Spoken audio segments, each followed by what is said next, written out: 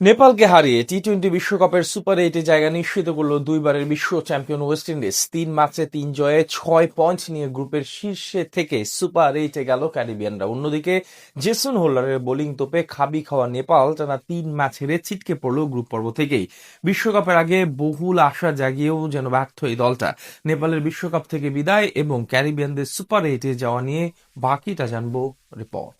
ইংল্যান্ডের বিপক্ষে লড়াকু পারফরমেন্সের পর ইতালির কাছে ১০ উইকেটের বড় ব্যবধানে পরাজয় বরণের দিনই নেপালের বিশ্বকাপ ভাগ্য এক প্রকার নিশ্চিত হয়ে গিয়েছিল। তবুও কঠিন সমীকরণ মিলিয়ে সুপার এইটে ওঠার লড়াইয়ে আজ তারা মুখোমুখি হয়েছিল দুইবারের টি-টোয়েন্টি বিশ্বকাপ জয়ী ওয়েস্ট ইন্ডিজের বিপক্ষে। সুপার এইটে যেতে হলে ক্যারিবিয়ানদের বিপক্ষে আজ শুধু জিতলেই হতো না, বিশাল ব্যবধানে জিততে হতো রোহিত পাউডেলের দলকে। তবে তার কিছুই আজ হয়নি। মুম্বাইয়ে টসে হেরে ব্যাট করতে নেমে শুরু থেকেই ক্যারিবিয়ান বোলারদের দাপুটে বোলিংয়ে চাপে পড়ে যায় নেপাল। ইনিংসের প্রথম ওভারেই ওপেনার কুশাল ভুরতেলের উইকেটটি হারায় দক্ষিণ এশিয়ার উদীয়মান এই দলটি। ৩ বলে মাত্র ১ রান করে আকিল হোসেনের বলে বোল্ড হয়ে সাজঘরের পথ ধরেন ভুরতেল। এরপর দলীয় ১৭ রানে অধিনায়ক রোহিত পাউডেল ও আসিফ শেখের উইকেট দুইটি হারিয়ে একেবারেই ব্যাকফুটে চলে যায় স্টুয়ার্ট লর শিষ্যরা। জেসন হোল্ডারের বলে মাত্র ১১ রান করে সিমরান হেটমায়ারের হাতে ক্যাচ তুলে দেন আসিফ। অন্যদিকে ইনিংসের পঞ্চম ওভারে ম্যাথিউ ফোর্ডের বলে লেগ বিফোরের ফাঁদে পড়েন রোহিত। এদিন ব্যাট হাতে ৭ বলে মাত্র ৫ রান করে আউট হন নেপালি এই অধিনায়ক। এরপর ইনিংসের সপ্তম ওভারে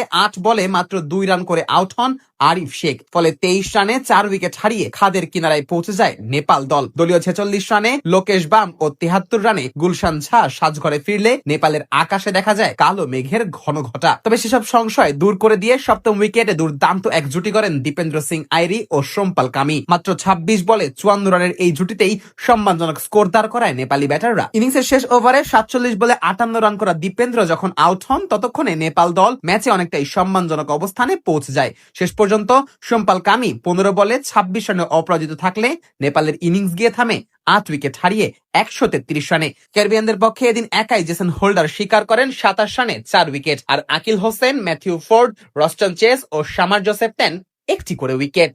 জবাবে ১৩৪ রানের লক্ষ্য তারা করতে নেমে শুরু থেকেই সাবধানী ব্যাটিং করতে থাকে ক্যারিবিয়ান ব্যাটাররা। ফলস্বরূপ উদ্বোধনী জুটিতেই ৩৩ বলে ৪৩ রান যুক্ত হয় ক্যারিবিয়ানদের খাতায়। পাওয়ার প্লের শেষ ওভারে নন্দন যাদবের বলে ২২ রান করে সাজঘরে ফেরেন ওপেনার ব্র্যান্ডন কিং।